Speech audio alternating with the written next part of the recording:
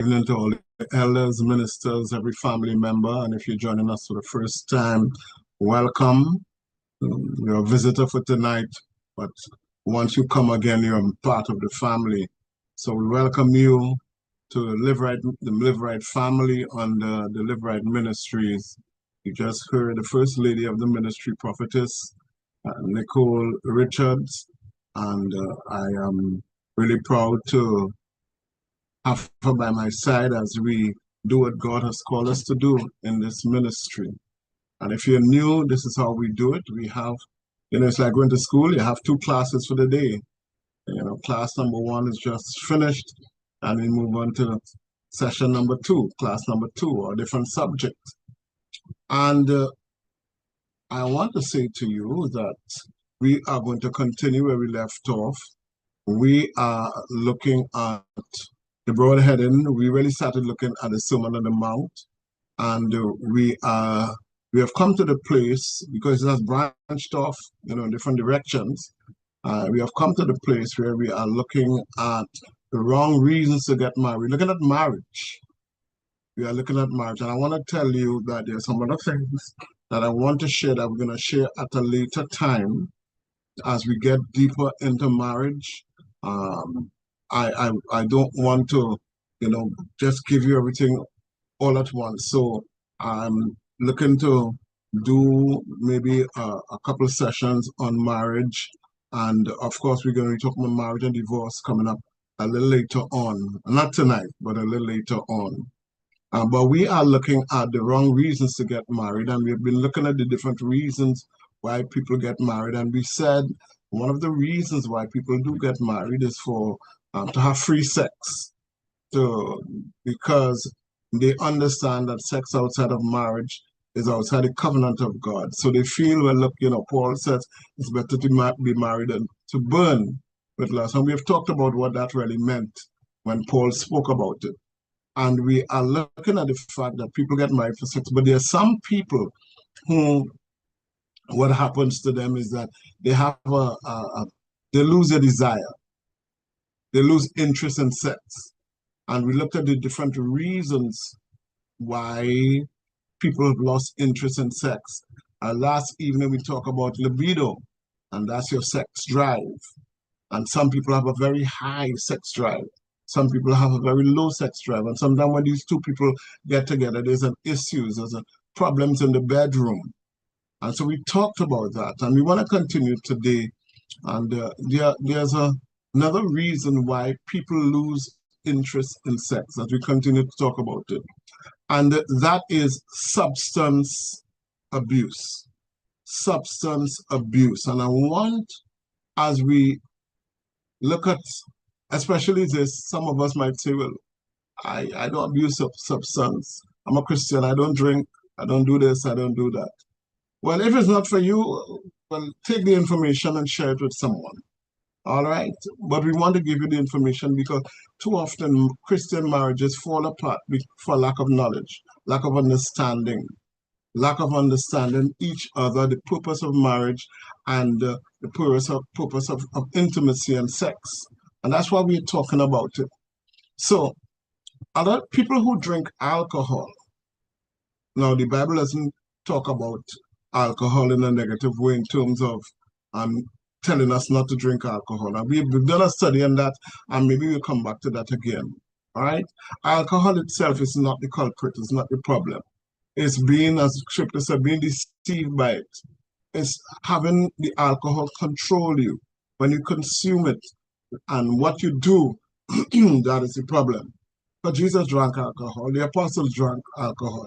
So we're not going to get into that today. But people, it affects people's sexual desire. And the thing is, people often associate drinking alcohol with feeling more confident, feeling sexier. You watch it on TV, people go on, they drink, and they get intoxicated and they feel they have a better time in bed. And on TV, they usually meet somebody they don't know and they get drunk and they end up in bed, that sort of thing. We are looking at marriage within the context of the covenant of God, husband and wife. We're not encouraging anything outside of that. So people feel more confident when they drink a little alcohol. And you know, that might be the case. Nothing is wrong with drinking a little alcohol. As a matter of fact, Paul told Timothy, don't drink water only, you know. You ought to drink a little wine for your stomach's sake, and, you know, for medicinal purposes. He said, because you're sick too often. You know, Timothy, and the thing is, this tells us that Christians do get sick. Don't feel because you're a Christian and you get sick, something is wrong with you. We get sick. When we sick, once we live in this body, once we're on this side of eternity, we will get sick. And that is why it's important for us to take care of our health. That is why in the morning now we're running and we're walking and we're doing all these things as Prophetess spoke about, so that we will take care of this temple, because the temple will deteriorate. It will get sick even as we get older. You know, we will be challenged. So we need to take care of it. But Timothy used to get sick often, and Paul said, take a little wine for his stomach's sake. He didn't say take a little wine, you know, to feel sexy and to, you know, enjoy your sex more. As a matter of fact, Timothy wasn't even married. All right. So you said take a little wine for the stomach's sake. So sometime a little wine, you know, you have your little what do you call it? Your wife and I, and you have date night. A little wine, nothing's wrong with that. A little wine between your husband and wife, nothing's wrong with that. All right. But once you start drinking continuously and excessively and often, it affects you. And you see, a lot of men foolishly come, and when you sit down in the bar, you sit down together to drink. Boy, I drink a bottle last night, and boy, I last the whole night, and that sort of thing. That's nonsense. That's rubbish. Absolute. Men like to talk about things that are beyond them, things they didn't experience. But for this, you know, because of pride and ego, and we want to look good in the eyes of the other man, we create all kind of stories. Heavy drinking has the opposite effect. And alcohol dependence is associated with something called sexual dysfunction.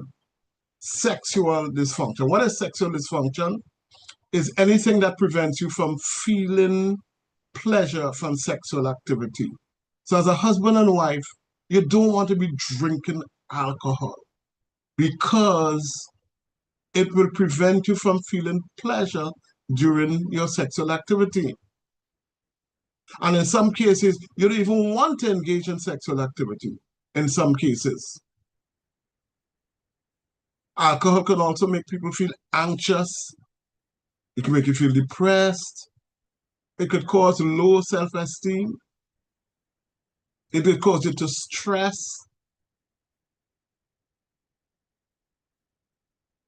That's what alcohol does.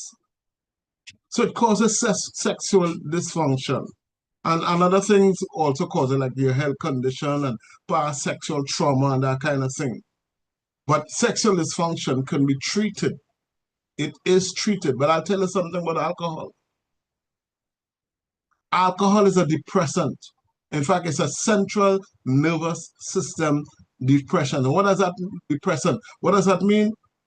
It slows down certain body functions, including breathing, brain function, and blood flow. Alcohol slows down your blood flow. And we understand how important blood flow is for sexual activity. It can also cause something called orgasmic dysfunction. What is orgasmic dysfunction? I hope you all are taking notes, because I know you're so shy to ask questions, but I hope you're taking notes. Orgasmic dysfunction is taking a longer time to climax up, or you experience delayed ejaculation in the man. Some people might say, well, that's a good thing. But it's delayed, but you don't really enjoy it. Or you have less intense orgasm. Or so in some cases, you're not even able to reach that point of what we call euphoria or climax. Alcohol also makes you dehydrated. It dehydrates you. You can't drink alcohol when you're thirsty. It makes you more dehydrated. And when it makes you dehydrated, it triggers the release of a hormone called, and I want to pronounce it, it's spelled angiotensin. Angiotensin. That's how I pronounce it. That's what alcohol does. And what does that do? It causes vasoconstriction. What is vasoconstriction? Your blood vessels are narrowed. You need widening of blood vessels for your blood to flow. For a man to get erection, blood must flow to his penis. When you drink alcohol, it narrows your blood vessels. So it makes it more challenging to have an erection or even to keep an erection. That's what alcohol does. So when you think, well, let me drink some alcohol and my wife and I will have a good time, or my husband and I will have a good time, you are actually, I'm trying to find the proper expression. You're making things worse. Let me put it that way. It doesn't make it better, it makes it worse when you drink excessive alcohol. As I said, a little glass of wine is okay, it helps you. But when you keep drinking and drinking and drinking, what it does is it cuts off your blood supply or blood flow, and you will have ED, erectile dysfunction. I pause for a second. Any questions? And I wanted to say to Dr. Samantha, if there's anything I'm saying that is not so, please feel free to jump in. Or if there's anything you want to add, please feel free to jump in as well. Dr. Richards, I'm seeing two comments in the chat from her, saying that one of them was saying that you did pronounce it correctly. Thank you. Good. I feel good. Yes. And the other one was saying vasoconstriction. I think that's what he was talking about, right? And the hand is up.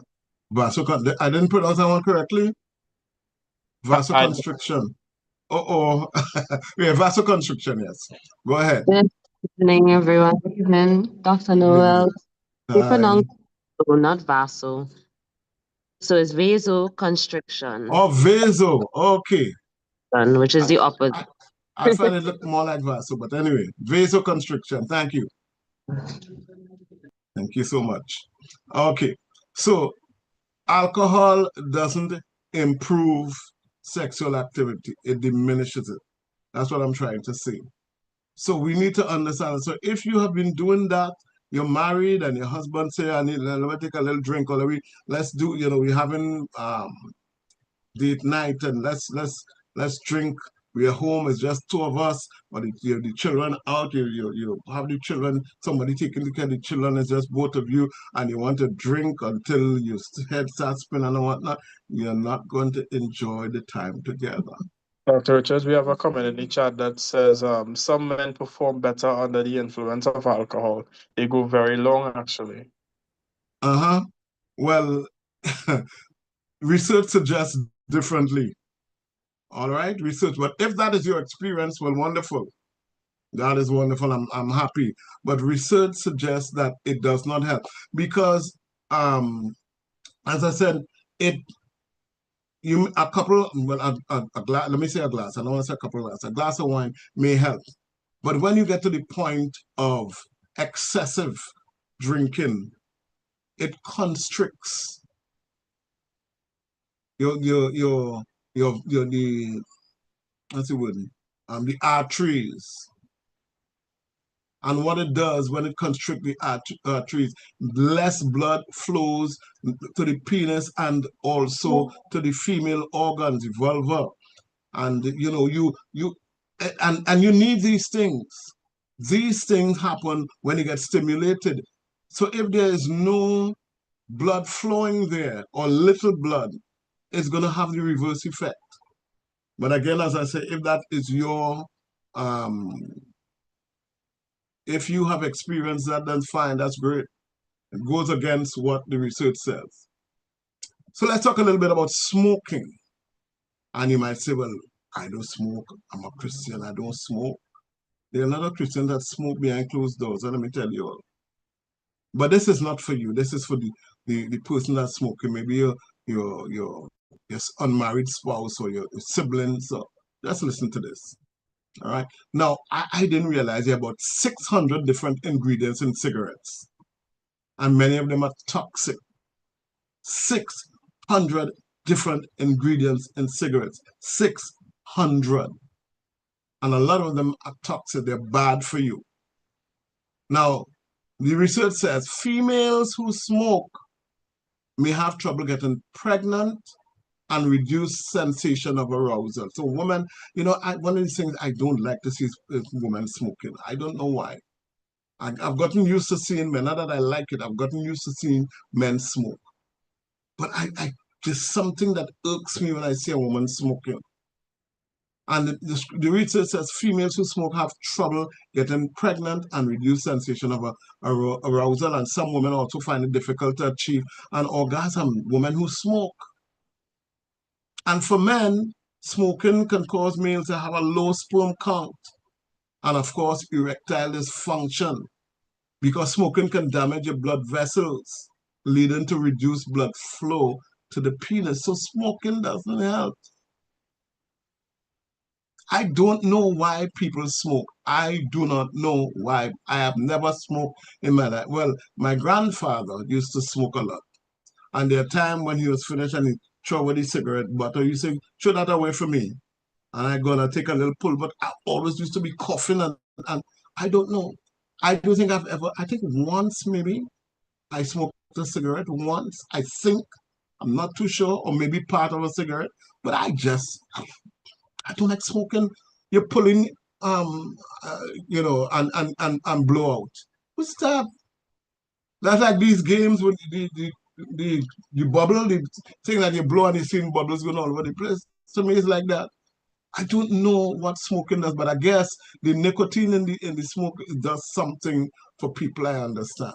But I don't know. Smoking is not something that I have ever desired. So here's another thing that I found out that I didn't know. Smoking can cause high blood pressure. Smoking can cause high blood pressure. It can cause decreased stamina and circulatory issues, blood flow issues. So,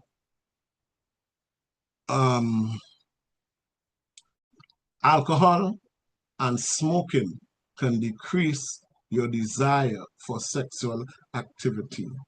Doesn't help. People say otherwise, but I'm telling you, it doesn't help. And this is what the research suggests. Questions, comments, corrections. So we have a couple of comments in the chat, Dr. Richard. Some people agreeing with your statement that they don't like to see women smoking. Another says that they don't understand why people smoke as well. And we have another agreeing with you. I personally, Dr. Richard, I never saw the hype. I think nowadays, like now that I'm older, I don't see it. I mean, when I was younger in primary school and I saw people smoking, I thought it was a cool thing. So I always told myself that I wanted to smoke. I mean, thank God I've never gotten the opportunity to. But I always thought it was cool when I was younger because it's only adults doing it. So as a child, you see an adult doing something, so you feel like you're an adult if you do it. But nowadays, I know the the monumental amounts of danger when you smoke. So I don't see the whole hype behind it. I really don't. A little lung cancer as well, So we want to move on. So another reason why there's decreased desire for sexual activities, there's something called baby blues. I don't know if you ever heard about baby blues. All right. A lot of new mothers experience baby blues after childhood. And the research says it usually begins within the first 2 to 3 days after delivery and may last after a few weeks, right? And the symptoms of baby blues, and this is just extra. We have mood swings, anxiety, sadness, irritability, feeling overwhelmed, crying, reduced concentration, appetite problems, trouble sleeping. That's baby blues. But there's something a little more severe than that. And it has been mentioned already. And we just want to, and this, all this really is education for the men as well.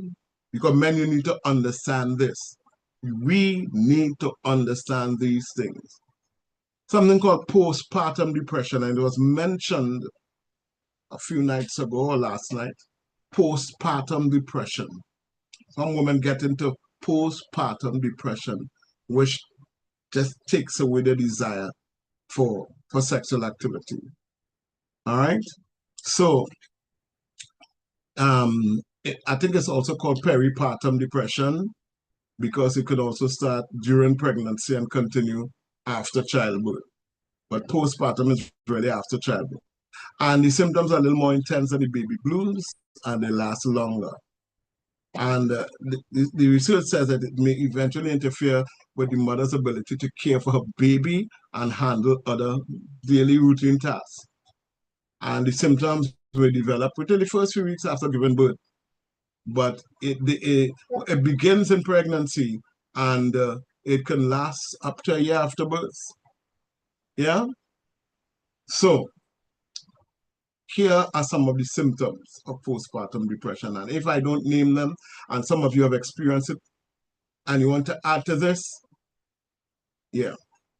Depressed mood or severe mood swings. Some men may say, yeah, boy, my wife is like that. Crying a lot. Difficulty bonding with the baby. Withdrawing from family and friends. Loss of appetite or eating too much. Insomnia. Inability to sleep or sleeping too much. Overwhelming tiredness or loss of energy. Little interest in pleasure and pleasure in activities you used to enjoy. Intense irritability and anger, getting angry quickly. Fear that you're not a good mother. Hopelessness. Feeling of worthlessness, shame, guilt, or inadequacy. Reduced ability to think clearly or to concentrate or to make decisions. Restlessness. Severe anxiety and panic attacks. Thoughts of harming yourself and your baby. Thoughts of death or suicide. These are some of the postpartum symptoms. Is there anything else that you want? Because some of you ladies might have experienced other things. Is there anything that you would want to add to this? I pause for the ladies, or maybe as a gentleman, maybe your wife displayed some other symptoms.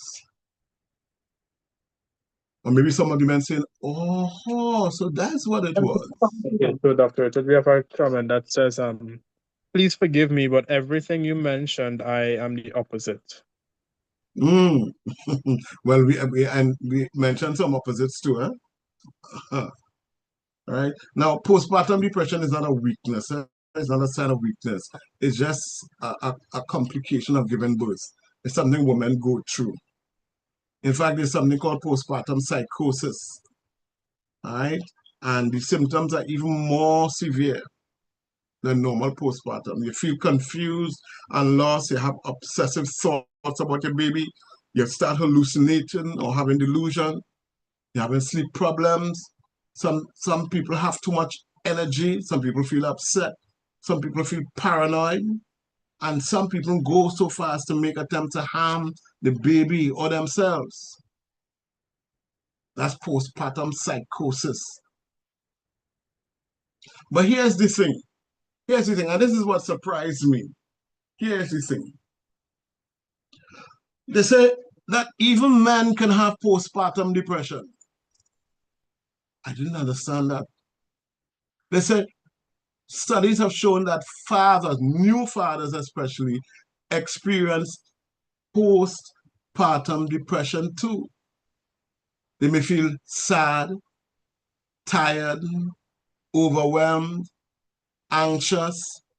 The changing in their eating habits and their sleeping pattern. And these are some of the same symptoms that women go through. And those fathers who have a history of depression, or they had relationship problem, or they even struggling financially, they have problems at work, they are the ones most at risk of postpartum depression. I didn't know men used to suffer with this thing. One of the things that I have heard a long time ago, since I was growing up, is that some men know when their wives are pregnant because they start to feel the symptoms. They feel nauseous, they feel they feel to vomit, they feel all the symptoms that a woman. Is that right? Or is that just a fairy tale? Come on, talk to me. You must have heard that before. Is that right? Ladies, have your husband ever told you, I'm feeling, I'm feeling nauseous, I'm feeling to vomit, I'm feeling, or men, the few men we have in the chat, have you ever experienced that? Come on, talk to me. We have a few more minutes left. Talk to me. Talk to me.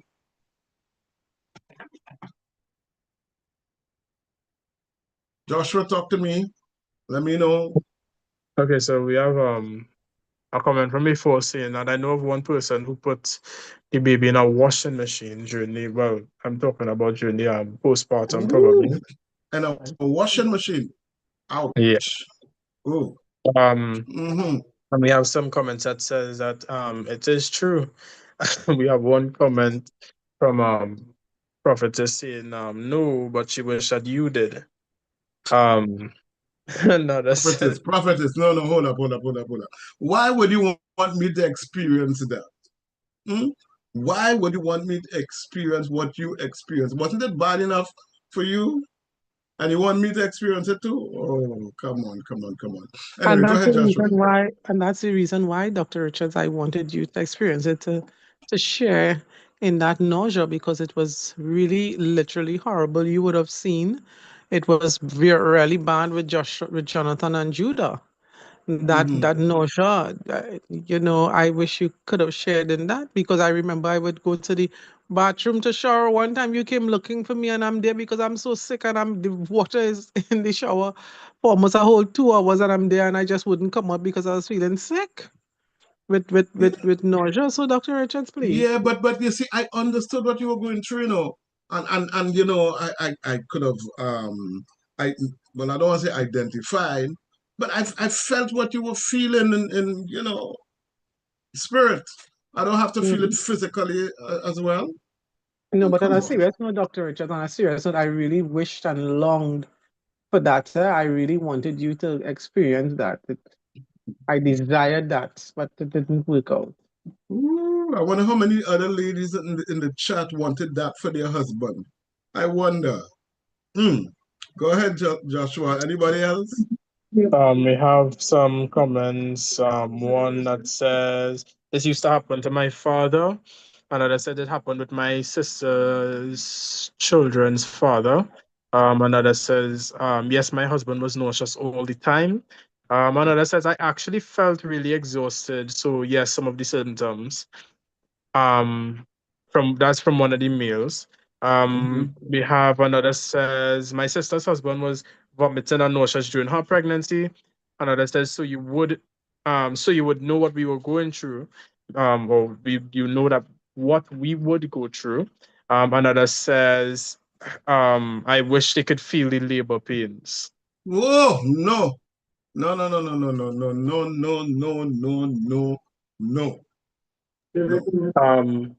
We also have a comment agreeing with Prophetess in that they wish that their husband would experience it as well. Another says, I wish my husband would experience the symptoms of my period at least one of the 12 months that I would be experiencing. You ladies are not nice at all. Why you want us? Listen, the reason why God made us this way, because he knew he couldn't handle that. Why you want us to go through that? No. I disagree.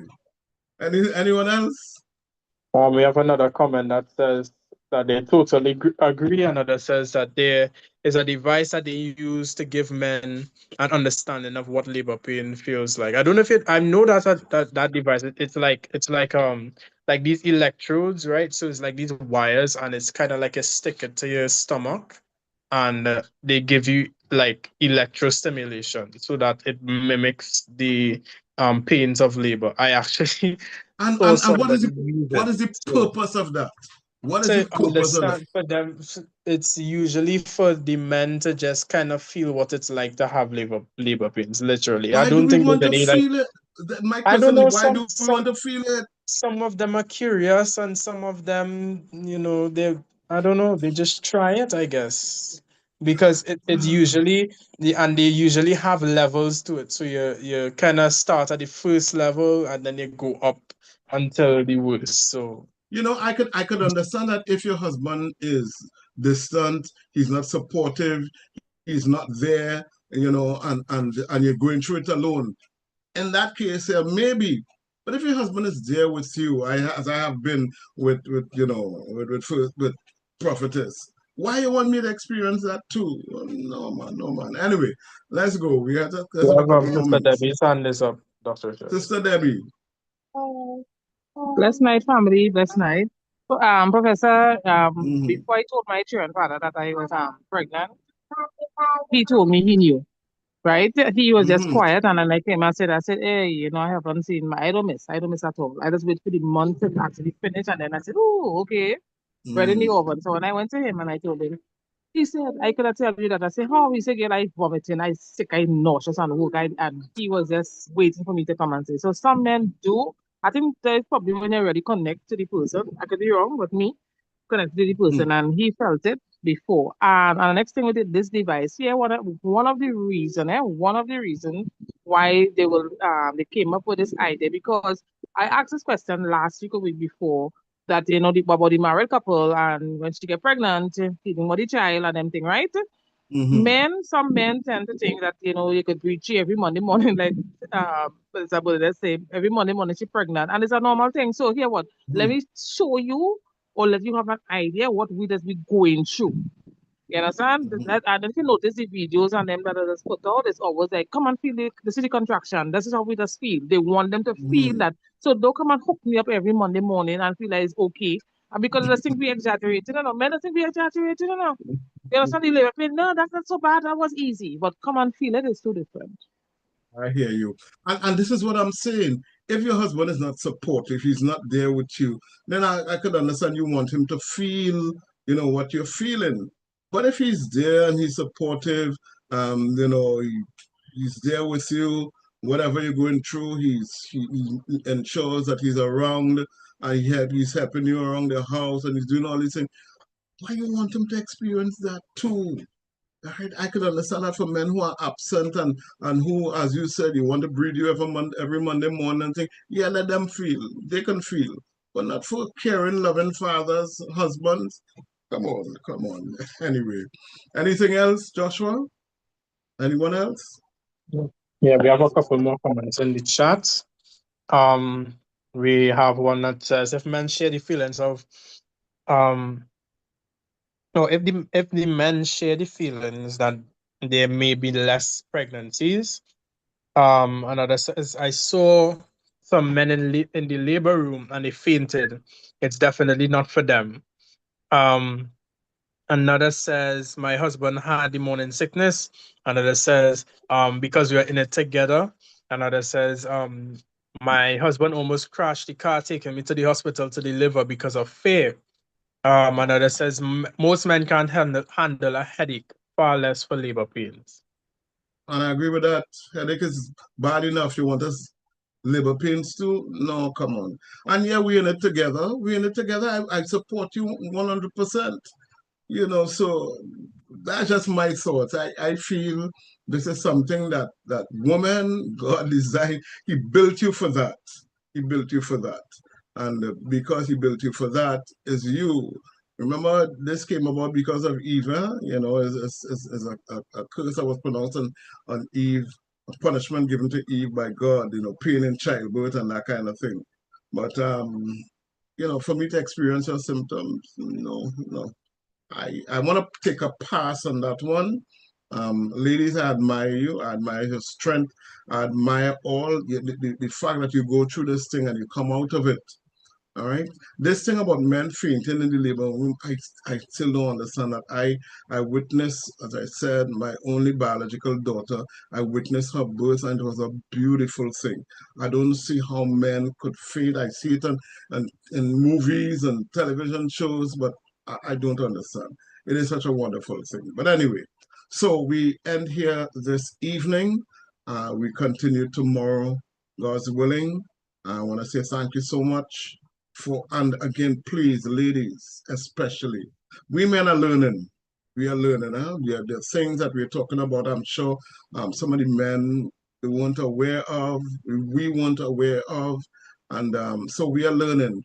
But there are things here, ladies, that you can add to. You can help.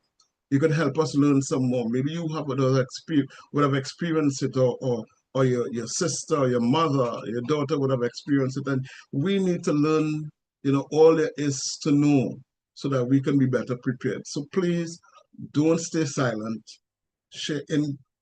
Engage in the conversation with us as we talk. So God bless you. Have a wonderful, wonderful night.